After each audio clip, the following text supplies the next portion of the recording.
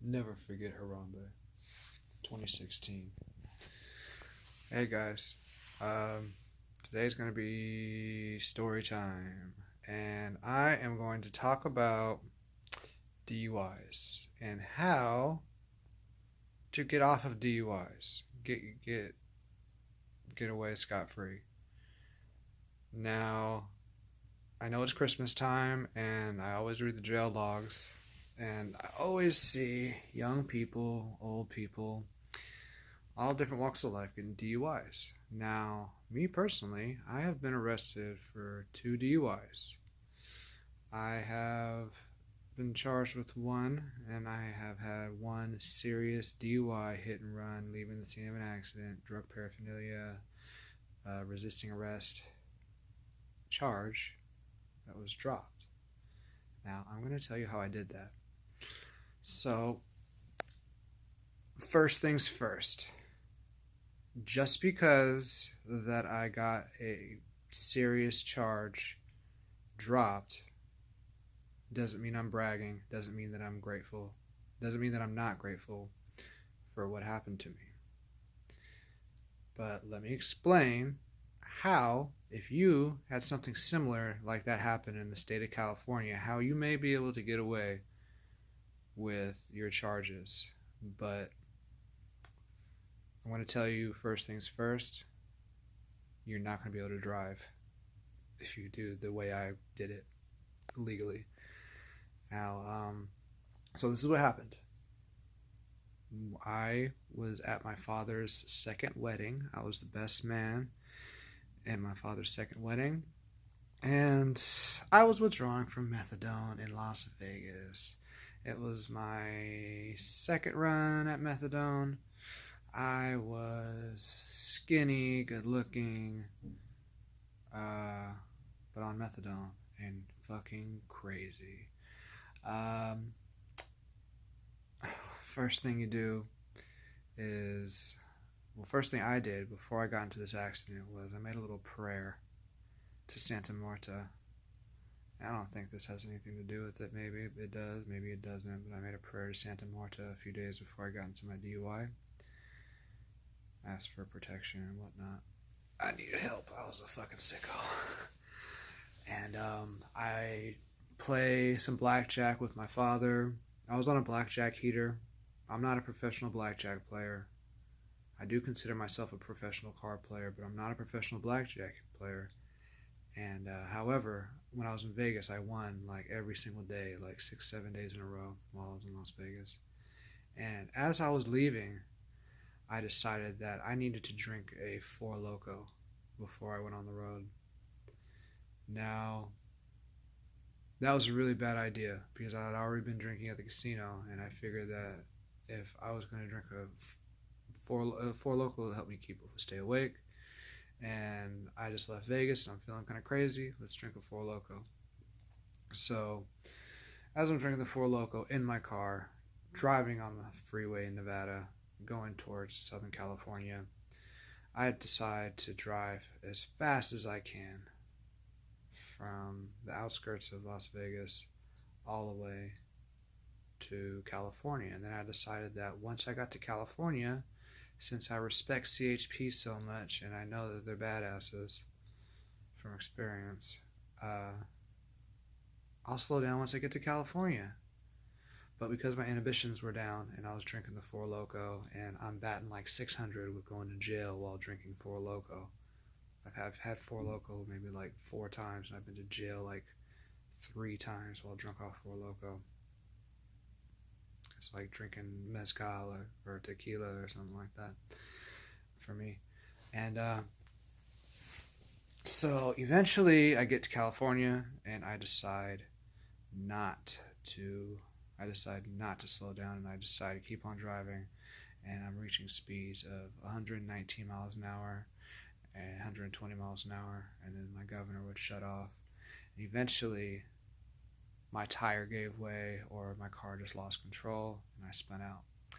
Now, I spun out going around like 115 miles an hour, but I knew from playing driving simulator video games how to slow down my car enough before impact to where I just got a minor concussion and some pretty serious internal bleeding that affected me for about 3 weeks. I was shitting blood for 3 weeks, guys. That's one of the costs of DUI. And I drove past multiple cars going deadly speeds, and I still feel sick about how fast I was driving past those cars with families, and so I get into the wreck. I fucking bust my head on the airbag. I almost break my leg, but I just get a scratch. I get a massive internal bleeding. Like, I can't emphasize to you like how bad it was. But I get out of the car. My car's totaled. I hit a wall going 100 miles an hour plus. So I walk towards this light, and my adrenaline's pumping. I don't know if I'm dead. I don't know if I'm alive. I'm just going to walk toward this light. Turns out the light was like a gas station slash Subway. I go buy myself a sandwich and a pack of cigarettes, brand new pack of cigarettes, and I start eating a Subway sandwich, eating.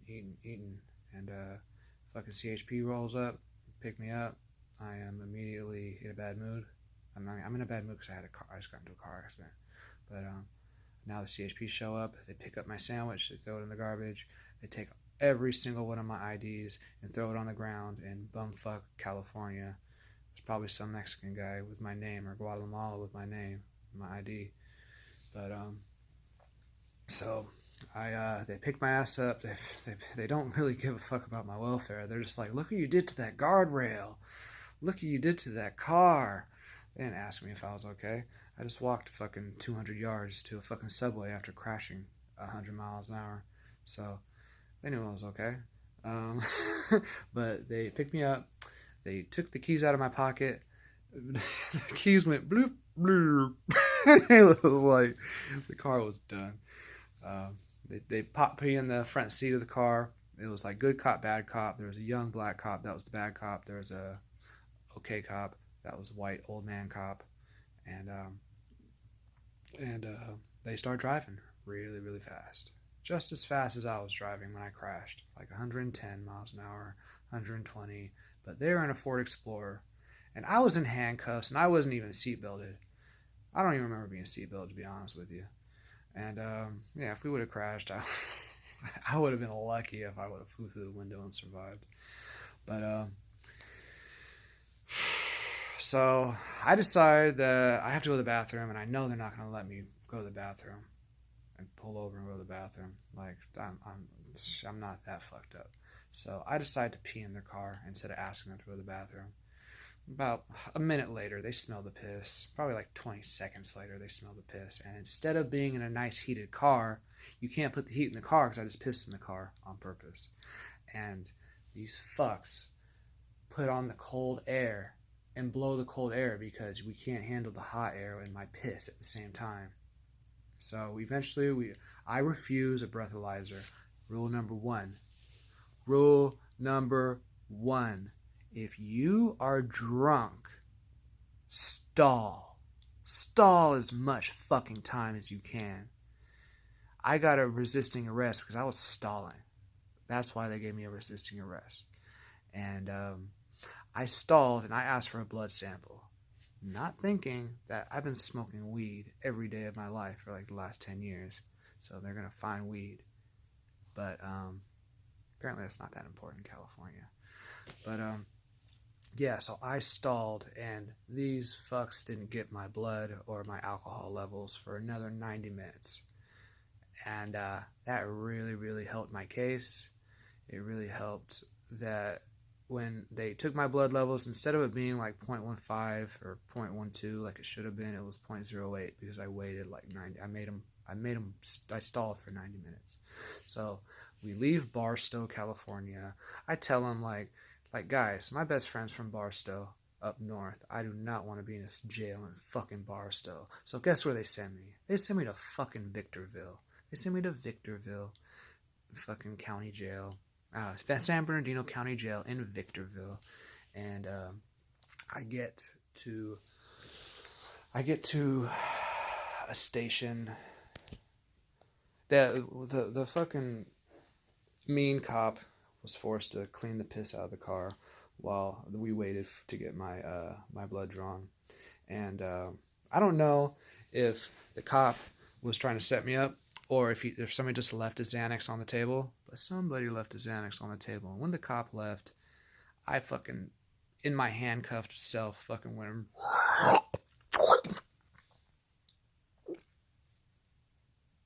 and just kept it in between my gum. Now, to be honest with you, I think it was like one of the cops' Xanaxes that they broke in half, and they took one for him, and I took one, and maybe they wanted to pop me on drugs for Xanax, because they knew that maybe I didn't have any drugs in my system, and that's why I wanted to get the blood test. But I kept that Xanax right there, and I held it until the blood test was done. Actually, I was consuming the Xanax like literally right after the blood test was done, and that Xanax made me very sleepy. And next thing I know, I wake up in Victorville jail bullpen, and I come in, and there's a wife beater that comes in and asks me what I did, and I told him I got into a DUI with an accident, and he's like, you see this fucking tattoo right here? You see this fucking tattoo? My brother died in a fucking DUI. And I was like, oh man. So I need to immediately wake up. I'm high off of half a Xanax, 1 milligram of alprazolam, and I'm in a jail bullpen in Southern California. I'm from Northern California. NorCal and SoCal don't get along. They find out you're from NorCal and you're in SoCal, they're gonna test you, and they did. And this Mexican guy was like, yeah, my fucking brother died of a DUI. He was going to be a pro ball player. And we still got fucking assholes like you driving drunk. Don't fucking brag about that shit. That's not cool. Fucking my brother died from a DUI. And I was like, what did you do? And he was like, I beat up my wife. I was like, fuck this guy. He beat up my wife. He was like, I beat up my wife, but I own a bunch of pot clubs, so it's okay.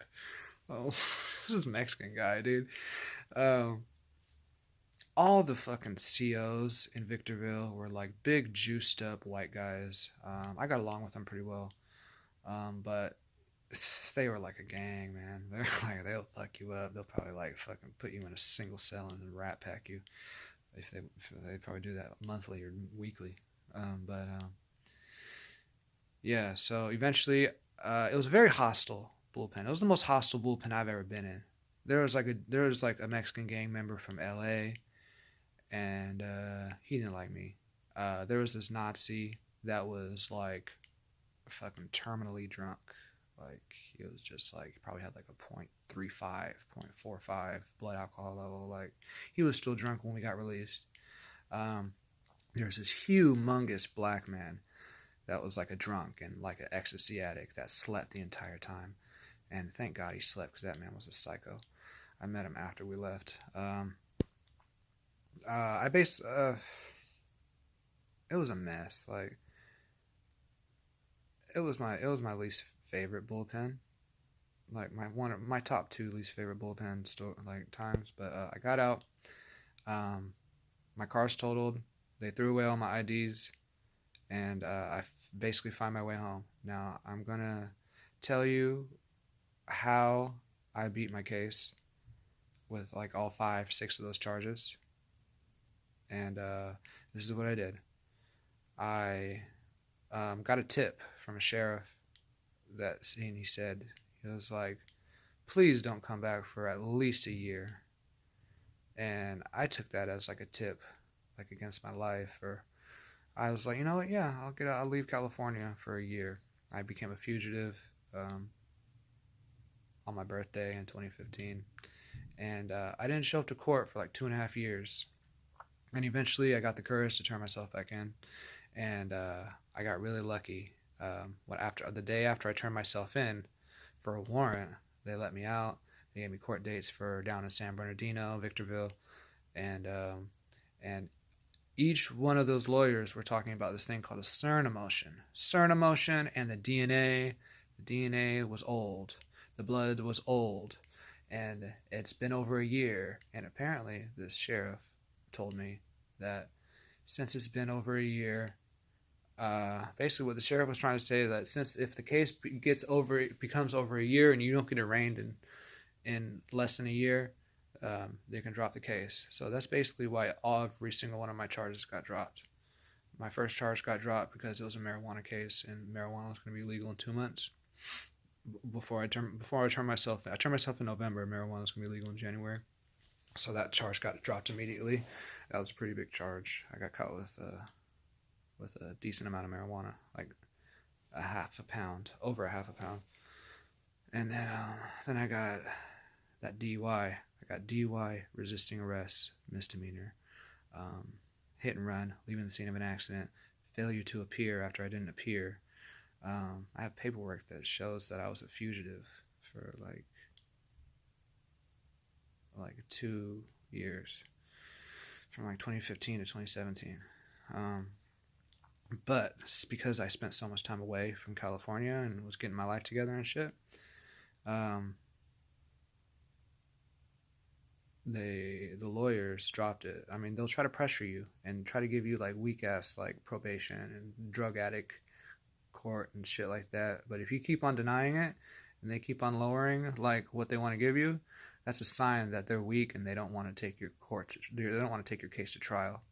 Another reason why my case got dropped. And I would say, I remember I googled my lawyer, and I seen that he was defending cases like quadruple shootings and fucking like terrible child abuse cases and gang homicides and stuff. And then he had my case. Now I thought, this man is and these DAs, they don't want a petty drug case. They don't want a petty fucking DUI from the millionth person that fucking spun their car in the desert. Like, they don't want to the DA doesn't want those type of cases. The DA wants the shootings, the rapes, the murders, the pillaging, the war crimes. They don't want a fucking DUI case. They don't want to fucking do a fucking little drug case. If you have a little drug case, if you have a little DUI, little fucking misdemeanor evading and shit like that, take it to the house. Take it to the courthouse. Go all the way, and you're gonna see that the DA is gonna fold. And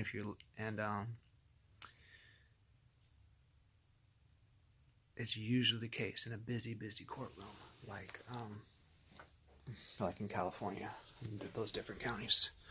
So yeah, I'm gonna charge my phone now. Good luck. I'm sorry to everybody who got a DUI this year recently, but I'm telling you, if you got a DUI in California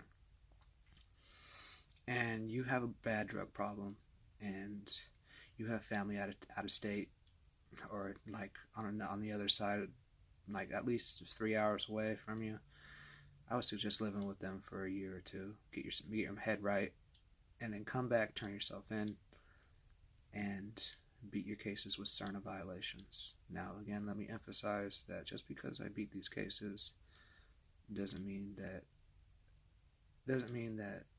I didn't do it, and doesn't mean that I'm not sorry for what I did. I did learn my lesson, and there's no way in any form taunting the judicial system or law enforcement. You know what? It's a game. You're either a winner or a loser, and to be honest, a lot of law enforcement don't have the writing skills to make good cases, and it basically screws over these DAs. But yeah, DAs want to be the big ballers, shot callers, and they don't want to be fighting these fucking drug addicts cases. They want to do the murders, the rapes, child molesters. They want to put those guys away. They don't want to lock up fucking drug addicts. All they do is fucking all cops do really is lock up drug addicts. And when they actually find a real scumbag, they want to put them away and help out the drug addicts. That's my phone. I'm gonna go. Bye.